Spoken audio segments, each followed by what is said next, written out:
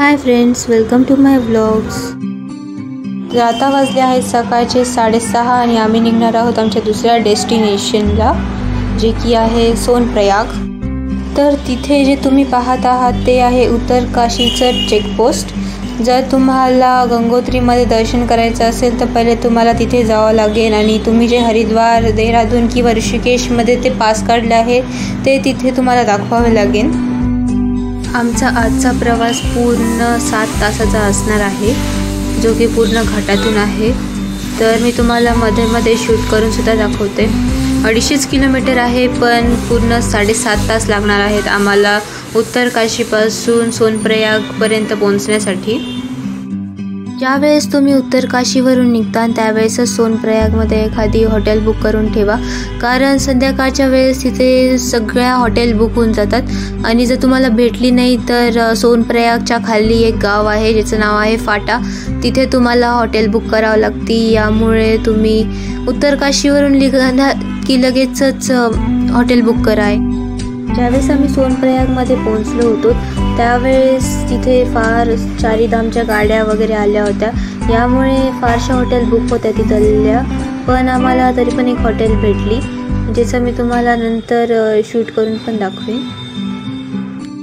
जर तुम्हाला हेलिकॉप्टरची बुकिंग करायची असेल तर ज्यावेळेस हे मंदिर बंद होतं त्यावेळेस हेलिकॉप्टरची बुकिंग स्टार्ट होते, आणि ज्यावेळेस हे मंदिर ओपन होईल त्यावेळेस हेलिकॉप्टरची बुकिंग पूर्ण स्टॉप होते।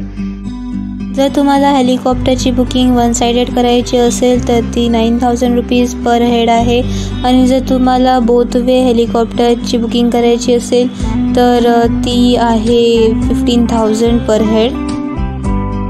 पण as per weather condition helicopter तिथे चालू असतात, नाहीतर जर वेदर कंडिशन क्लिअर नसेल तर मग हेलिकॉप्टरसुद्धा बंद करतात आणि तुमची बुकिंग वेस्ट जाऊ शकते। आणि ज्या स्लॉटमध्ये ती बुकिंग आहे त्याच स्लॉटमधले लोक नेतात। जर तुम्हाला लेट वगैरे झाला तर तो स्लॉट ते कॅन्सल करून टाकतात।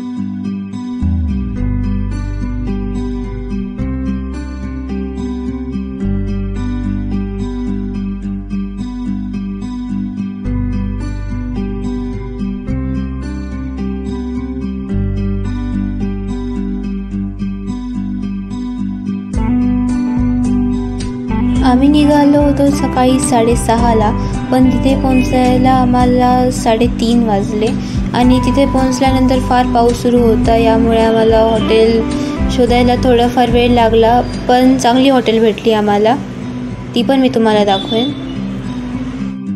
हॉटेलच्या बाजूलाच मंदाकिनी नदी पण होते। आम्ही ज्या हॉटेलमध्ये स्टे केला त्या हॉटेलचं नाव होतं विजय पॅलेस, जी की आम्हाला 2-2.5 हजारामध्ये भेटली होती। आम्ही तिथे पोहोचल्या पहिले रेस्ट केला, नंतर जेवण वगैरे केलं, तिथला थोडेफार विचारपूस केली, आणि नंतर दुसऱ्या दिवशी लगेच निघालो वरती चढण्यासाठी। ते व्हिडिओसुद्धा मी याच व्हिडिओमध्ये जॉईन केला आहे।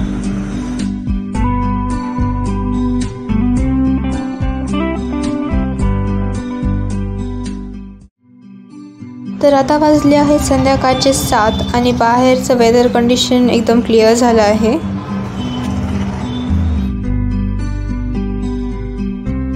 तिकडे जे तुम्हाला डोंगर दिसत आहे त्याच्या पण पलीकडे मंदिर आहे, आणि आता आम्ही निघणार आहोत दर्शन करण्यासाठी। ही आहे आमची हॉटेल।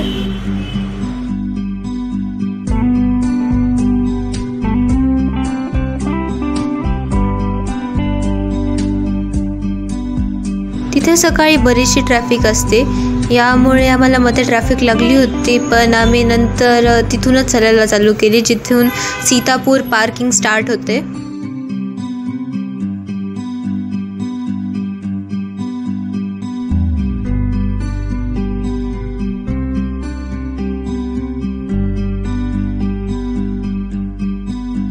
मध्ये पासची तर एवढी मोठी लाईन होती की 2 किलोमीटरपर्यंत लोक लाईनमध्ये उभे होते. ज्यावेळेस पासची लाईन संपली त्यावेळेस आम्ही मध्ये ब्रेकफास्ट केला आणि त्याच्यानंतर वापस दुसऱ्या लाईनला लागलो होतो, जी की होती बोलेरो गाडीची. आम्हाला ती गौरीकुंडपर्यंत सोडणार होती.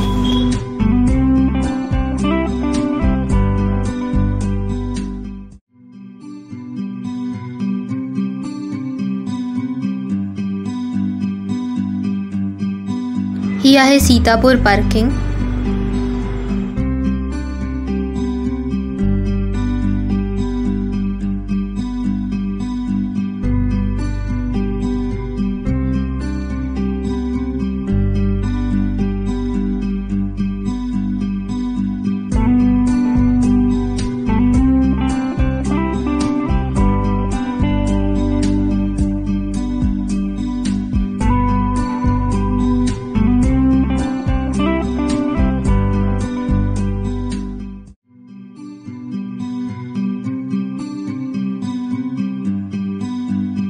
फार मोठी पार्किंग होती तिथे, पण तुम्ही तिकडे जाणार असेल तर मग पाण्याची बॉटल तुमच्यासोबत नक्की ठेवा, कारण तिथे फार थंडी असते, तुम्हाला पाणी पिवावंसं नाही वाटत. आणि नंतर ज्यावेळेस केदारनाथवरून बद्रीनाथला जातात आणि बद्रीनाथवरून तुमची यात्रा संपून ज्यावेळेस वापस हरिद्वारला येतात त्यावेळेस फार डिहायड्रेट फील होतं आपल्याला.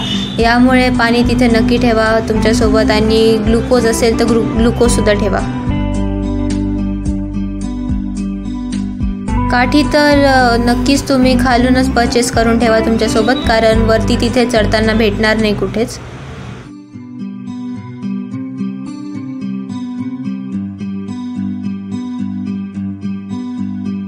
ही गाडी जी की सीतापूरपासून गौरीकुंडपर्यंत सोडते त्याचं तिकीट पर पर्सन 30 रुपीज आहे. आणि आता सध्या आम्ही पोहोचलो आहोत गौरीकुंडमध्ये.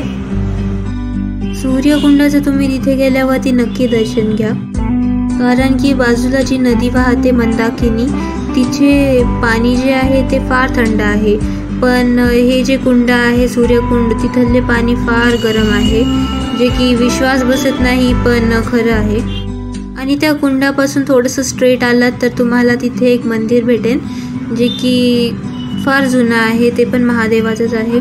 आणि तिथे केदारनाथ धामबद्दल इन्फॉर्मेशन दिलेली आहे थोडीफार.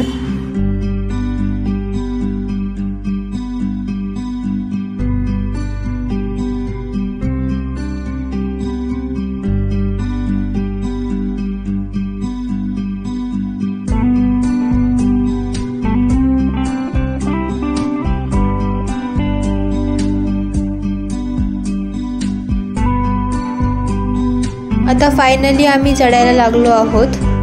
जर तुम्हाला घोडा वगैरे करायचा असेल तर तुम्ही खालीच करू शकता. इथे तुम्हाला वरती जाण्यासाठी घोडा आहे, खच्चर आहे, पालखी आहे आणि पिठ्ठू पण आहे.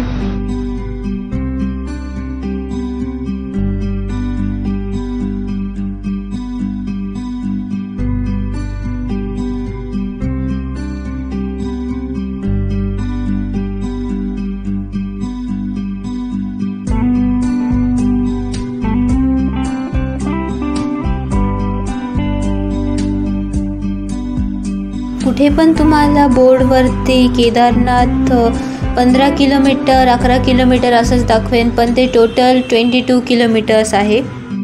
इथे चढताना मोस्टली तुम्ही काही ओझं वगैरे घेऊन चालू नका, कारण वरती चलत चलत फार थकून जातो आपण. आणि चलता चलता तुम्हाला मध्ये पाण्याची बॉटल वगैरे भेटेन, महाग भेटेन पण भेटेन, पण काही तुम्ही जास्त ओझं वगैरे घेऊन येऊ नका इथे.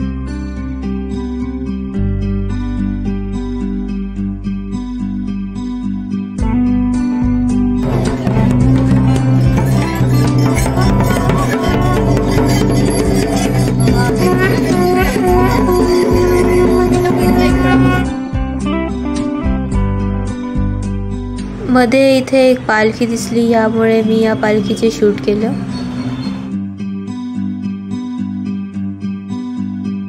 मध्येच वेदर एकदम चेंज झालं आणि फार पाऊस पडला तिथे. त्यावेळेस आम्ही जंगल चट्टीजवळ होतो.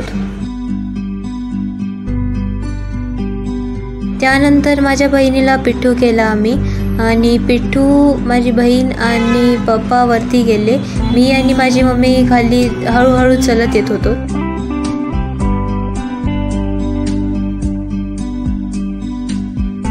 इथे तुम्हाला नॉर्थ इंडियन आणि साऊथ इंडियनपेक्षा जास्त महाराष्ट्रीयन लोक भेटतात. जास्त मराठीच बोलते तिकडे लोक, जास्त मराठी टुरिझम आहे तिथे.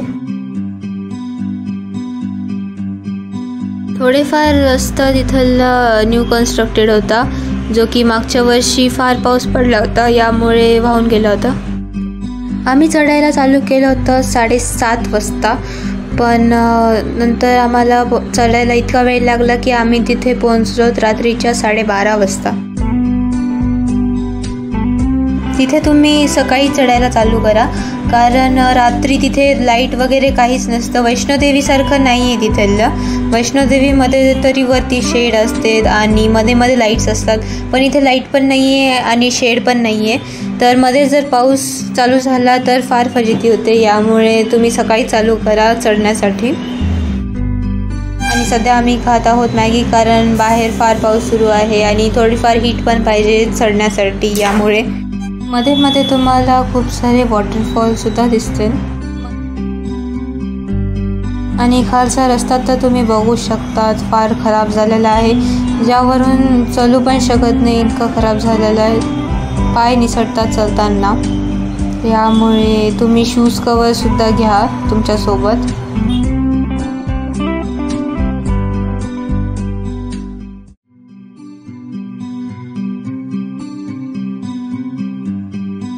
मी तुम्हाला माझा पुढचा व्लॉगसुद्धा लवकरच टाकेन. हा व्लॉग टाकण्यासाठी थोडा उशीर झाला मला, कारण मध्ये टाईमच भेटला नाही हा व्लॉग टाकण्यासाठी. यामुळे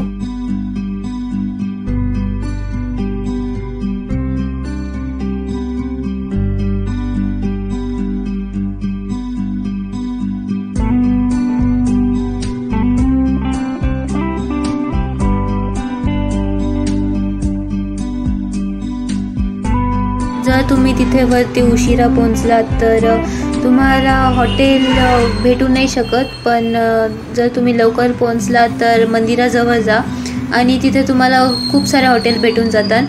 पण उशिरा पोहोचला तर तुम्हाला कॅम्पच करावं लागेल आणि कॅम्पमध्ये फार थंडी वाजते आणि जर पाऊस जर सुरू झाला तर सांगू शकत नाही तिथे कसं वेदर कंडिशन होऊ शकते. आम्ही ज्यावेळेस तिथे अर्ध्यात पोहोचलो होतो त्यावेळेस आम्हाला हे ढग दिसले होते, त्यामुळे मी ते सुद्धा शूट केलं. मध्ये थोड्या वेळासाठी पिठ्ठू, पालखी आणि चालणारे लोक वेगळे होऊन जातात आणि घोड्यांची साईड वेगळी होते. आम्हाला वरती पोहोचायला रात्रीचे 12:30 वाजले, यामुळे मध्ये मोबाईलची चार्जिंगसुद्धा संपली होती. यावेळेस मी शूट नाही करू शकली. पुढचं मी दुसऱ्या व्हिडिओमध्ये नक्की दाखवेन.